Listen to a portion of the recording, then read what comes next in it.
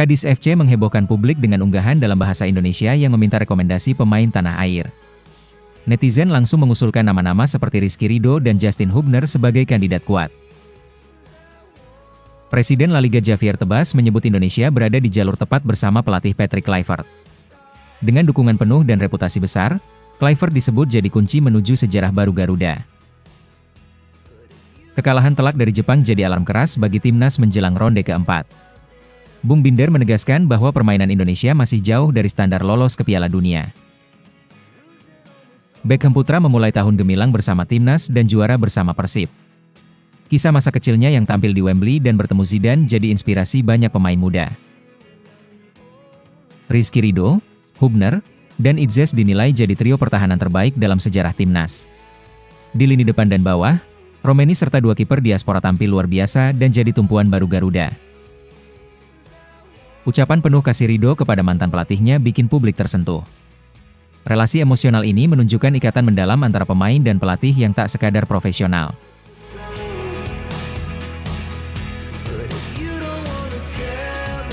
Kadis FC bikin geger publik sepak bola Indonesia lewat unggahan di Instagram resmi mereka. Dalam unggahannya, Kadis secara terbuka menulis dalam bahasa Indonesia dan meminta rekomendasi satu pemain Indonesia yang layak direkrut. Langkah ini langsung memicu reaksi masif dari netizen Indonesia yang membanjiri kolom komentar dengan berbagai nama pemain idola mereka. Yang paling banyak disebut adalah Rizky Ridho, bek tengah tangguh timnas Indonesia yang kini tengah berada di puncak performa. Selain Ridho, nama-nama seperti Rafal Struijk dan Justin Hubner juga diusulkan. Kedua pemain naturalisasi itu dianggap cocok memperkuat lini belakang Kadis yang memang tengah membutuhkan tambahan kualitas. Kehebohan ini memperlihatkan bagaimana fanbase Indonesia punya daya pengaruh kuat, bahkan terhadap klub-klub Eropa. Ini bukan kali pertama Kadis FC menyentuh ranah sepak bola Indonesia. Pada Mei lalu, mereka sempat memposting foto bendera merah putih tanpa konteks, yang langsung memunculkan spekulasi soal pendekatan ke pemain Indonesia. Meski tidak ada pernyataan resmi dari manajemen klub, dua unggahan ini menunjukkan bahwa Kadis serius menjajaki potensi dari Asia Tenggara, khususnya Indonesia. Tak heran jika publik menganggap ini sebagai langkah awal menuju perekrutan pemain. Banyak pihak menilai bahwa ini bisa menjadi momentum besar bagi pemain Indonesia untuk menembus kompetisi Eropa melalui jalur klub Divisi 2 Spanyol. Jika langkah ini terrealisasi, Kadis FC bisa menjadi pintu masuk baru bagi talenta lokal. Netizen berharap ini bukan sekadar gimmick media sosial, tapi awal dari kolaborasi nyata antara sepak bola Indonesia dan klub Eropa. Sementara itu, sorotan terhadap Rizky Ridho, Struijk, dan Hubner makin tajam, menyusul respons antusias dari publik.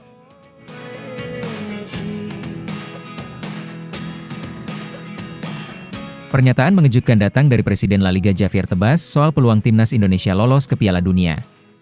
Ia menyebut Indonesia berada di jalur yang tepat di bawah asuhan pelatih anyar, Patrick Kluivert.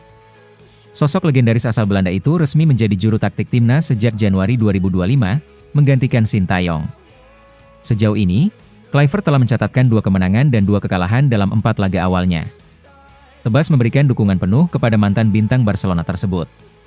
Dalam wawancara eksklusif yang berlangsung di Singapura, Tebas menilai Kluivert sebagai profesional hebat yang akan mengerahkan seluruh kemampuannya untuk membawa Garuda terbang tinggi. Ia juga menekankan bahwa sepak bola Indonesia punya potensi besar, dan kehadiran Kluivert menjadi momentum penting untuk memaksimalkan potensi itu di panggung dunia. Sebagai pemain, Patrick Kluivert punya rekam jejak luar biasa bersama Barcelona. Dari tahun 1998 hingga 2004, ia mencetak 122 gol dan 62 assist dalam 257 pertandingan di semua kompetisi. Masa keemasannya terjadi pada musim debut, ketika ia mencetak 16 gol dan 14 assist serta mengantar Blaugrana juara La Liga. Reputasi itu memberi bobot tersendiri atas kepemimpinannya di timnas Indonesia. Kini, Garuda berhasil mencapai putaran keempat kualifikasi Piala Dunia 2026 usai finish di posisi keempat klasemen akhir grup C. Putaran keempat akan digelar Oktober mendatang di 2 lokasi besar, Qatar dan Arab Saudi.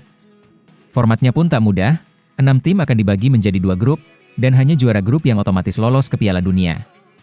Sementara itu, runner-up masih harus melalui babak tambahan untuk mengamankan tiket. Undian grup sendiri dijadwalkan berlangsung pada 17 Juli, dan hasilnya akan menentukan seberapa besar peluang Indonesia membuat sejarah. Semua mata kini tertuju pada Kluivert dan skuad Garuda.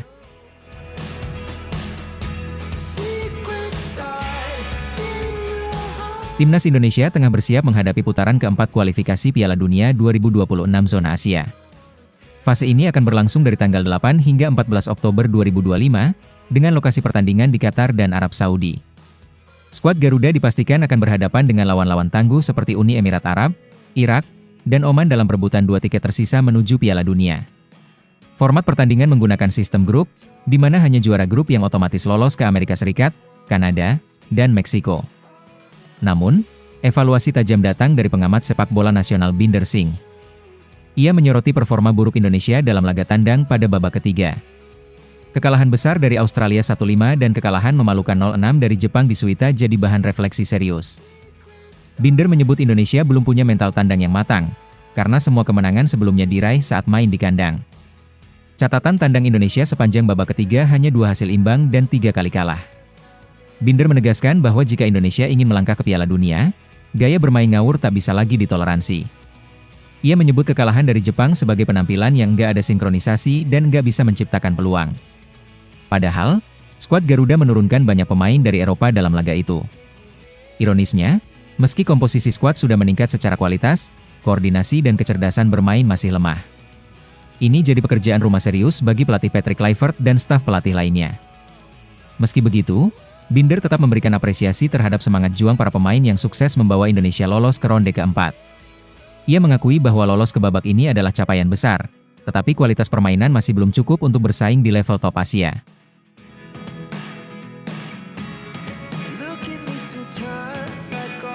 Tahun 2025 menjadi momen emas dalam karir Beckham putra. Ia berhasil meraih gelar juara Liga Indonesia bersama Persib Bandung, dan lebih membanggakan lagi, melakoni debut di Timnas Indonesia Senior. Beckham tampil memukau saat Indonesia menang 1-0 atas Cina di Stadion Gelora Bung Karno pada matchday ke-9 kualifikasi Piala Dunia 2026 zona Asia. Meski hanya turun dari bangku cadangan, kontribusinya langsung mencuri perhatian. Pelatih Patrick Kluivert menunjukkan kepercayaan penuh saat menjadikan Beckham starter saat tandang ke Jepang. Walau timnas harus menelan kekalahan telak 0-6, penampilan individu Beckham mendapat pujian, bahkan dari gelandang andalan Jepang yang kini bermain untuk Liverpool, Wataru Endo. Ujian ini membuktikan bahwa kualitas Beckham mulai diakui di level Asia, bahkan di laga sulit sekalipun. Dalam wawancaranya, Beckham menyebut bahwa ini adalah 3 tahun terbaik dalam hidupnya, bermula dari tampil di SEA Games 2023, membawa Persib juara Liga, hingga akhirnya dipanggil ke timnas senior. Namun, semua pencapaian itu tidak datang secara instan.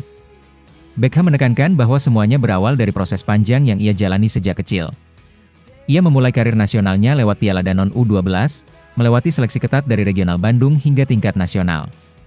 Salah satu momen yang tak terlupakan dalam perjalanan karir Beckham adalah saat dirinya mewakili Indonesia di Danone Nations Cup.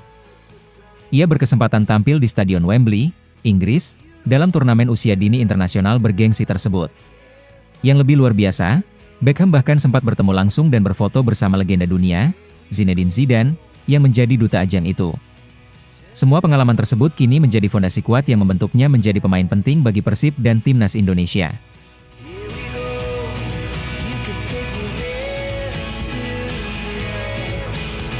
Timnas Indonesia resmi menyelesaikan putaran ketiga kualifikasi Piala Dunia 2026 zona Asia dengan prestasi bersejarah. Meski menutup fase ini dengan kekalahan telak 0-6 dari Jepang, performa sejumlah pemain tetap mendapat sorotan positif dari para pengamat. Salah satunya adalah Erwan Hendarwanto, pelatih sekaligus pengamat sepak bola nasional yang memberikan evaluasi mendalam soal rapor pemain timnas sepanjang ronde ini. Erwan secara khusus memuji trio B andalan timnas, Rizky Ridho, Jai Idzes, dan Justin Hubner. Ketiganya dianggap sebagai benteng pertahanan paling solid yang pernah dimiliki Indonesia dalam beberapa tahun terakhir. Mereka tampil bersama dalam 8 pertandingan dan menghasilkan 7 clean sheet serta 6 kemenangan. Menurut Erwan, absennya salah satu dari trio ini bisa langsung berdampak negatif terhadap stabilitas pertahanan Indonesia. Selain sektor pertahanan, lini serang timnas juga mendapat sorotan lewat penampilan cemerlang oleh Romeni. Striker naturalisasi yang bermain di Oxford United itu mencetak gol dalam 3 pertandingan awalnya bersama Garuda. Erwan menyebut Ole sebagai tipe penyerang yang selama ini sangat dibutuhkan Indonesia. Tajam, mobile, dan bisa bermain di berbagai posisi. Selain sebagai striker, Romeni juga efektif saat dimainkan sebagai winger kiri atau kanan, memberikan fleksibilitas taktik untuk Patrick Kluivert.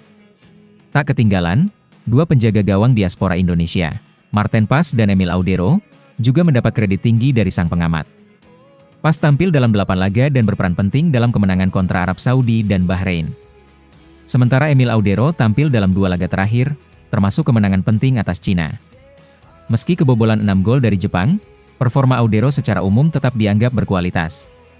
Keduanya terbukti punya pengalaman dan ketenangan dari sepak bola Eropa yang sangat bermanfaat untuk timnas.